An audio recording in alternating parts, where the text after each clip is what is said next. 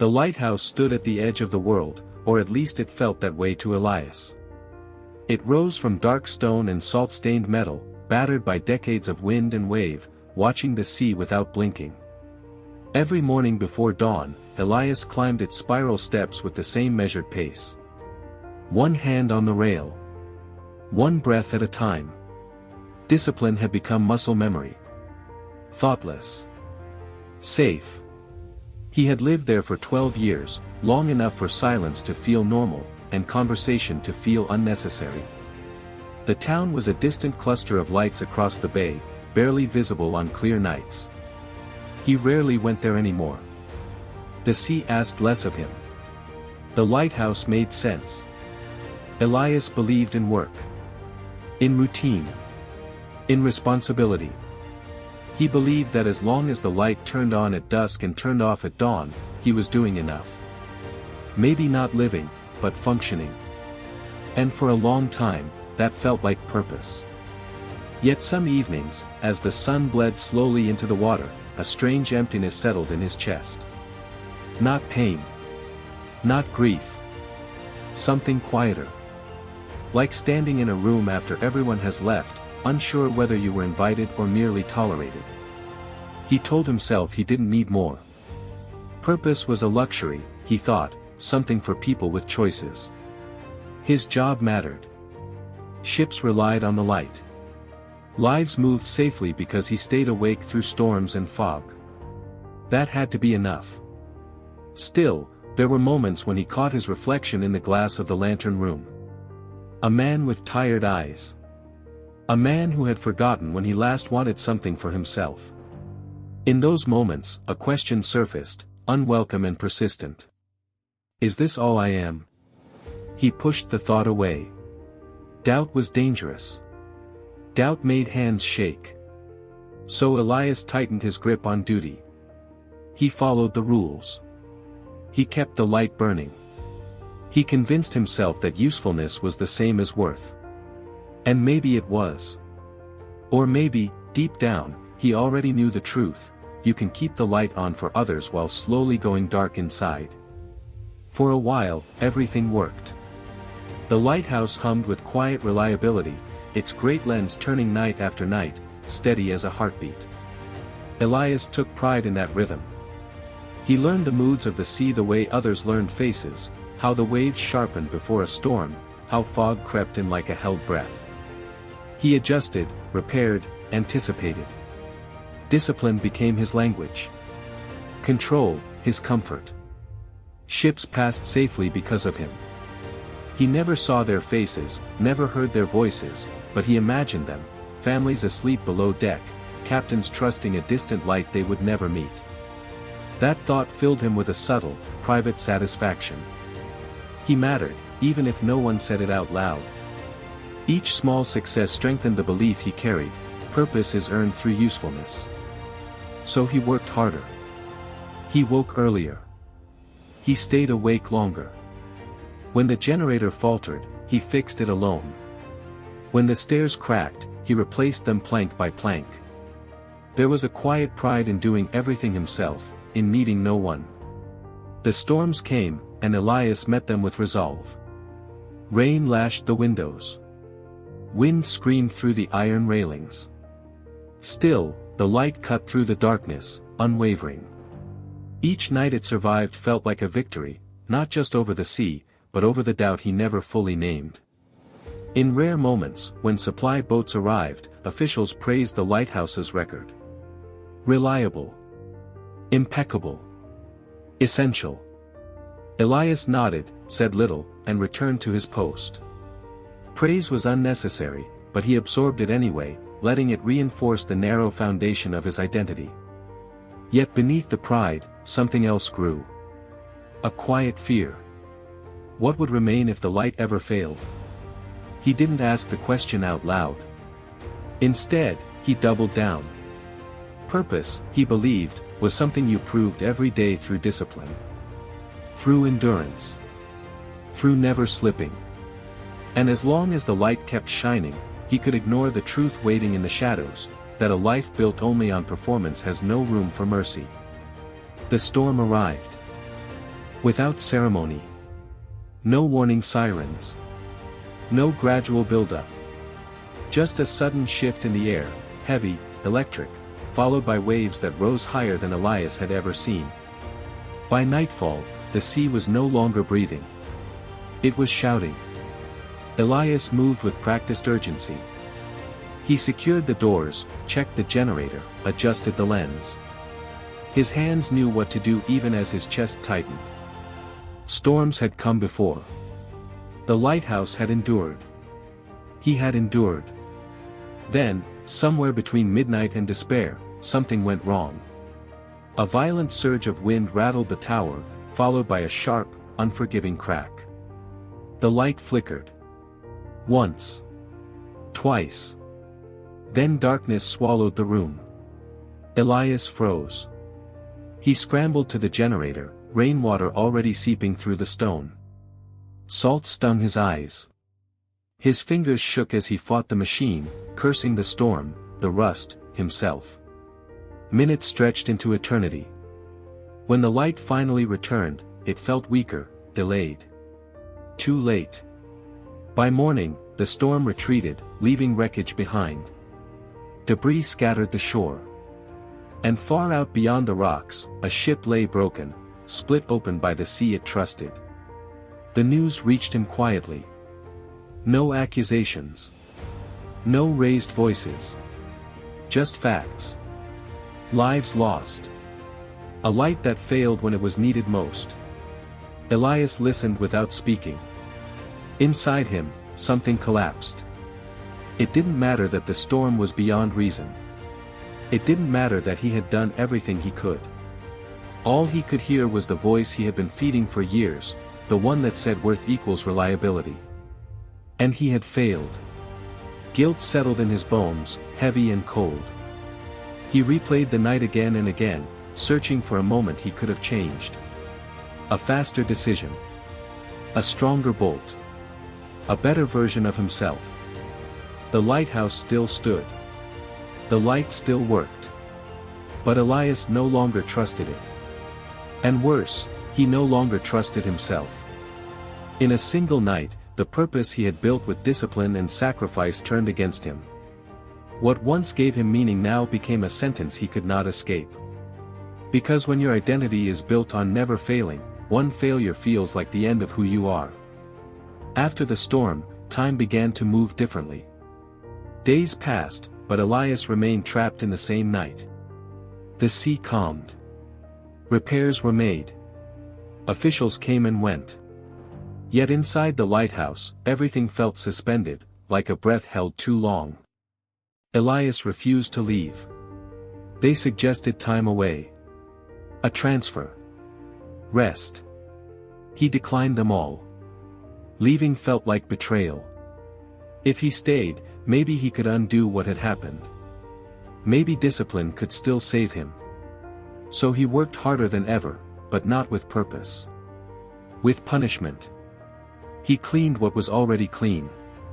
Rechecked systems that were functioning perfectly. He walked the spiral stairs until his legs ached, as if exhaustion could drown out memory. Sleep became fragmented.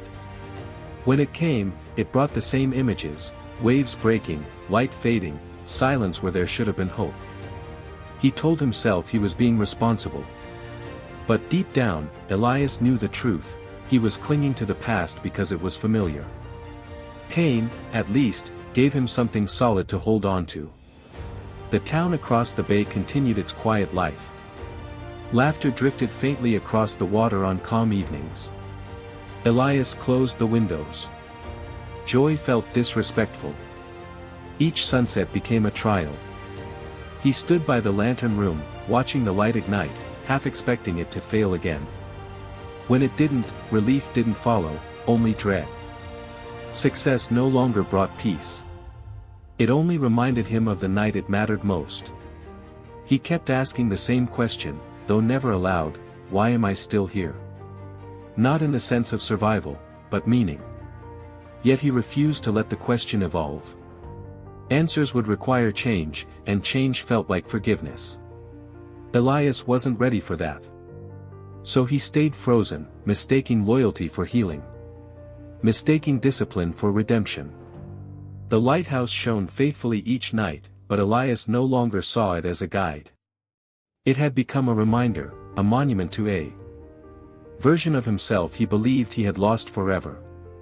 And as long as he kept reliving the past, he couldn't see what the darkness was quietly asking of him, to let go. The stranger arrived on a morning when the sea was unusually still. A small boat cut across the water with no urgency, as if it had all the time in the world. Elias noticed it from the tower window and felt an unexpected irritation. Visitors disrupted routine. Routine was the only thing keeping him upright. When the man stepped onto the shore, he was older, weathered, but not fragile.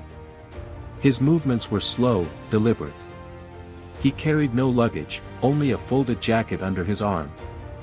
Elias met him at the base of the lighthouse, prepared to send him away. "I just wanted to see it," the man said softly, looking up at the tower. "The light." Elias nodded, waiting. "My son was on a ship that passed here often," the man continued. "He used to say this place made him feel less alone at sea." The words landed heavier than Elias expected. They sat on a bench overlooking the water. Silence stretched between them, but it wasn't uncomfortable. The man spoke without accusation, without drama. He talked about the ocean.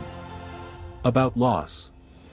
About how some nights, he still looked toward the horizon, as if expecting something to return. "I heard about the storm," the man said at last. "About what happened?" Elias's jaw tightened. "I failed." The man shook his head gently. "You were there." Elias frowned. "That wasn't enough." "It never feels like it is," the man replied. "But my son, he didn't blame the sea. Or the light. He knew storms don't ask permission." Elias looked away, throat tight. "The light mattered," the man said.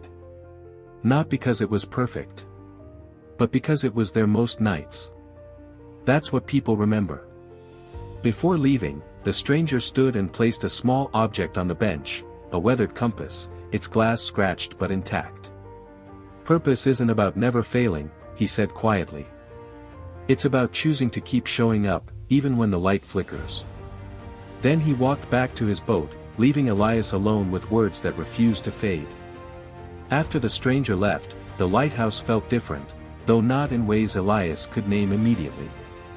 He lingered on the bench, staring at the compass, its needle quivering like a heartbeat. Slowly, almost imperceptibly, something inside him shifted. The weight of guilt remained, but it no longer consumed him entirely. The storm had not vanished, yet he could imagine moving through it without being crushed. He returned to the lighthouse with a quiet resolve, not the rigid discipline of before, but something gentler, curiosity, perhaps, or cautious courage. For the first time in years, he inspected the rooms not just for efficiency, but for care. The walls needed paint, the wood needed oil. These were small acts, but they felt different, not punishment, but nurture. Elias began journaling in the evenings, thoughts spilling onto paper with no expectation of judgment. He wrote about fear, about failure, about what it meant to live with purpose. He didn't erase mistakes, he acknowledged them, tracing each one back to lessons he had resisted learning. Healing was slower than he wanted, but it was steady. He started walking along the shoreline before dawn, letting the waves speak without answering, letting the wind strip away the last remnants of self-reproach. He remembered the stranger's words: "Purpose isn't about never failing, it's about choosing to keep showing up."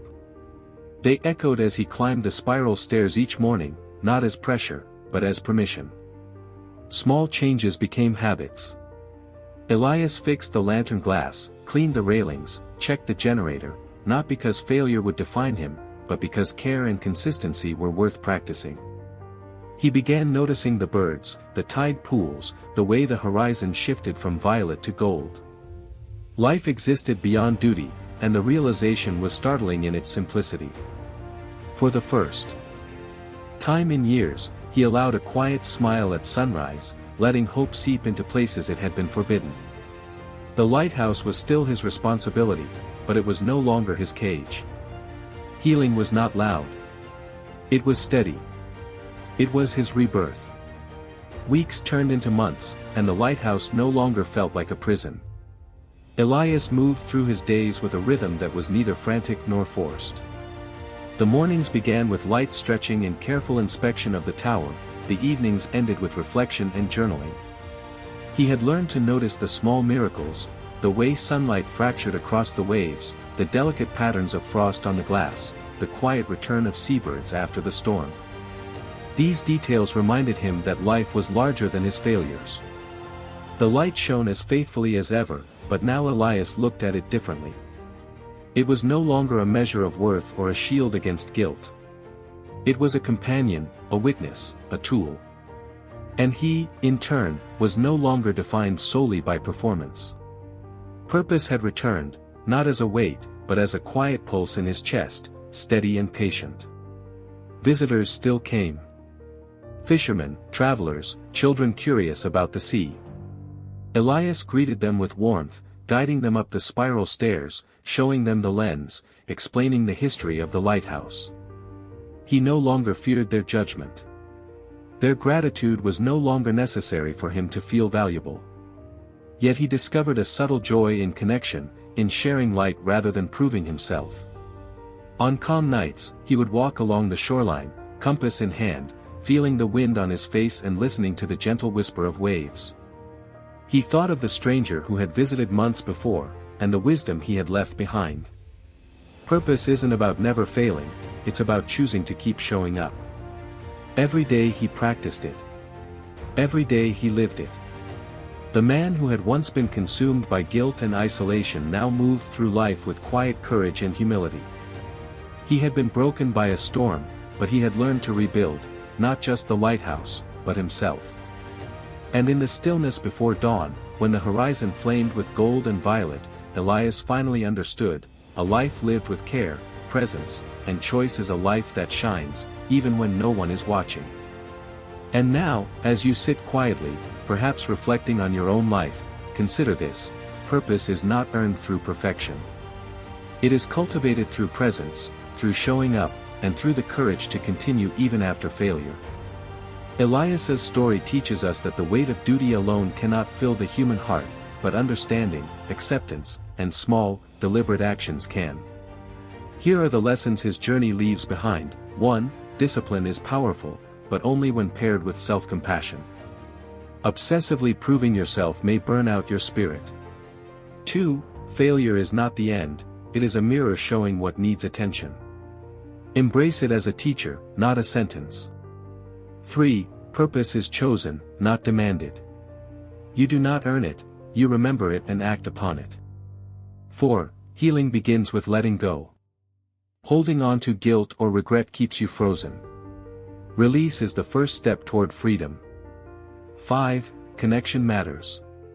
Even quiet words from a stranger can illuminate what you cannot see alone. 6. Small acts create transformation. Fixing a railing, tending to a detail, or showing care, these are the invisible steps of rebirth. 7. Peace comes from within. When your sense of worth is no longer tied solely to performance, the light you carry becomes steady and enduring. 8. Hope is found in continuity. Keep showing up, even when the world seems indifferent, the ripple of your choices matters more than you know. Elias's lighthouse still stands, its beam cutting across the dark sea. And those storms will come again, the keeper inside it has changed. He no longer fears the night, for he has learned to trust the light within, and so can you. Let this story be a reminder: no matter how heavy the past, or how fragile the future seems, your purpose waits quietly. You only need to keep showing up.